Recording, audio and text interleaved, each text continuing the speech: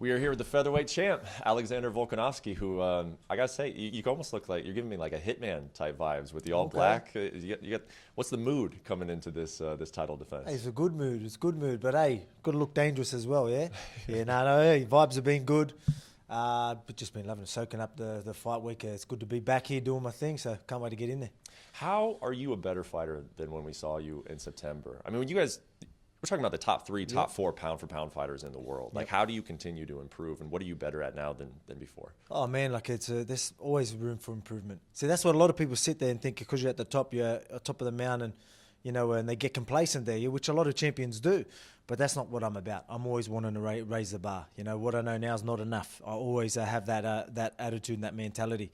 And you see it time and time again. Every time there's a camp, you can see that I've leveled up. Yeah. So that's happened again. And right now, the knowledge, the confidence, everything has just put me to a whole nother level. You know, with the confidence and the freedom I have in the gym, outside the gym, talking to you, everywhere has really added to me just being able to be me and really play my game and be comfortable with, you know, the knowledge that the team's given me, the stuff that they're doing, the way I take it in now. I'm not second-guessing myself, not second-guessing nothing, taking it all in and in the sparring, doing what we need to do. And, mate, I'm sharp as ever, and I feel, you know, so good and, again, confident. Can't wait to go out there and show that. I want people to feel that. Not only fight week, feel my energy, feel that, you know, the vibe I'm trying to give. I want them to see that Saturday night as well. Well, you gave a great interview to the boys at Submission Radio when you were talking about that you don't care about, you know, what the haters say. You're not trying to impress anybody. And you said that happened like pretty recently, over the last like 2-3 months. Like, why do you think that happened recently? Well, I just sort of touched on it there, didn't I, when I talk about the freedom that I have. Without something that was always hard for me to just be exactly who I am. I've always been like, I'm a nice guy, I'm a friendly guy, you know what I mean? That's just what I'm like. But I was always like, I was mixed between trying to play the game, but I'm like too nice to do it anyway. And I just couldn't be myself. I was worried I was offending people and, you know, worrying about what people think and looking too much into the negative comments, thinking that's what everyone's thinking, all that type of stuff. You know what I mean? It was something that was really holding me back, I felt. And I felt like it even, maybe, obviously I was still leveling up in the gym, I was still okay, but I felt now that I've sort of, I don't care. You know, even the freedom just having to chat to you now. If I say something wrong, I was like, all right, move on. Who cares? You know what I mean? Where I'll sit there second guess, oh, should I say what, you know? Now, just be me. You know what I mean? People like me for who I am, and I just want to show that and be free. But the freedom that I have because I've done that now, it's really I've taken that into the gym as well. Again, there's no second guessing. You know, if I'm on a roll, if I'm doing good in the gym, and someone says, oh, this, I'm like, oh, no, I understand. I believe it. You know what I mean? Do you think some of that is also from outside influence, though, just because I got to believe that some of the haters are being quiet now? You had a great fight against Brian Ortega, and I feel like you are getting the respect now that maybe you weren't getting before. Have you felt that? Like, 100%. But what I've been saying all week, I don't care if it wasn't. That's where I'm at right now. That's what I like about this whole situation, yeah? I am in a way better place, and even if there was haters, I wouldn't care about it. But you're right, it has changed. It's not there. But, I mean, even after that fight, I was still doing it. You know what I mean? So, but the fact that right now, look, I'm feeling the love, the vibes. Everyone's pumped up for this fight, and it's been incredible. So, but the fact that I know that I wouldn't care if it wasn't, that's the freedom I'm talking about. So I don't care. I'll go out there, do my thing. They'll jump on board, whatever. You know what I mean? Yep. If I say if I say the wrong thing to you, all right, move on. Yep. Next interview, I'll do better, whatever. You know what I mean? So that's what I'm all about right now. And again, the freedom inside and outside the cage has been incredible.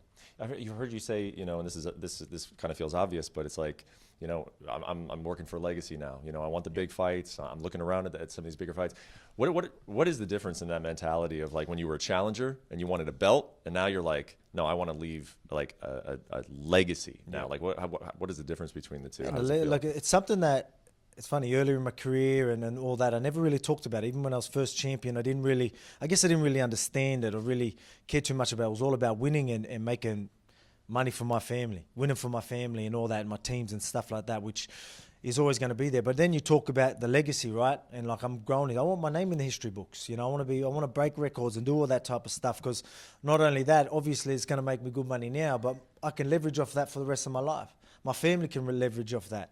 You know what I mean? So you talk about being successful, leave a legacy behind. you can be successful for the rest of your life, purely from what you've done in this sport. And then knowing that you're leaving your name in the history books and all that type of stuff, that's just a bonus. Zombie as an opponent, when you look at him and you compare him to, Ortega and Max Holloway as a challenge, what can you say about him and maybe contrast of those other guys? I mean, the guys that are going to be the type of style he is, right? Whether he's going to try and change that, maybe working with different teams and thinking they've got a strategy. But as soon as I start making him fight my fight, you're going to see the same old Zombie, which is why this is going to be a fun fight. They're always dangerous, which is still dangerous because he's the type of guy he'll eat one to give one. You know what I mean? He'll try and catch it coming in. He'll definitely eat it and try and catch it coming in. So you need to be careful how you come in and approach that.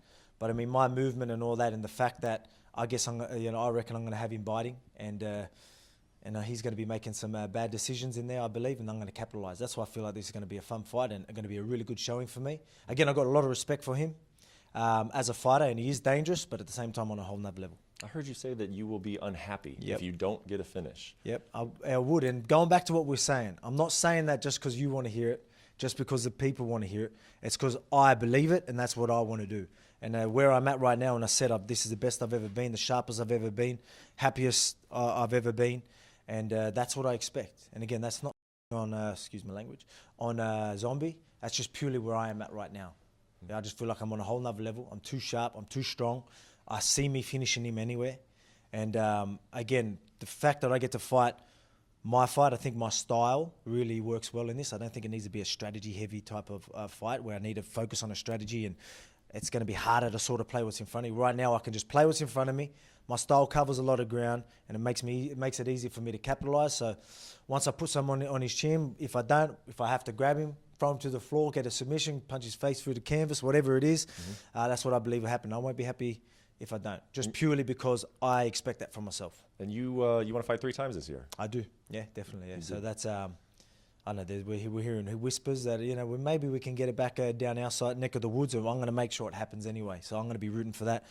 Mid-year, let's get a fight in Australia. Yeah, I'll be talking to Dana, Sean, all the guys. So we'll try and make that happen, and I want one at the end of the year. Yeah, it feels like this could be you're going to be assertive this year. You're going to You're talking about finishing fights. You're going to be asking for specific things. Like, are you trying to kind of direct and navigate, sort of? I guess that's another problem for me. I was always, because you talk about people being humble and grounded and all that, which is good. It makes me that underdog and mentality right, and makes me, I'm not the type to be real cocky, but I got the damn belt. I'm the champ.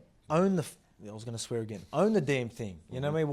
Why do you feel bad for owning something that you deserved and earned? So that was something that I was always like, I was just a regular bloke, right? I pride myself on that. I am. But at the same time, fight week, when it comes to business, it comes to Alexander the Great going into Octagon or going to the UFC, he's a champ. Own it. Own that crown. Yeah, yeah. And last thing for you, does that come with, sometimes we talk about this pound for pound thing, and it's hard to quantify it, but do you feel like you're walking around, you're the best fighter on the planet right now? Oh man, I know I'm right up there, 100%. Again, this is probably me being I don't want to toot my own horn, but I know where I'm at. I'm so well rounded. I cover a lot of areas. Yeah, durability, the mentality, resilience, and then you've got the skill, fight IQ. Again, well rounded, wrestling, grappling, striking. It's hard to top that. Yeah. Well, you seem ready to go, man. I'm looking forward to the fight. Enjoy the rest of the week. Oh, will do. Tune in. Thank you for watching ESPN on YouTube. For live streaming sports and premium content, subscribe to ESPN+.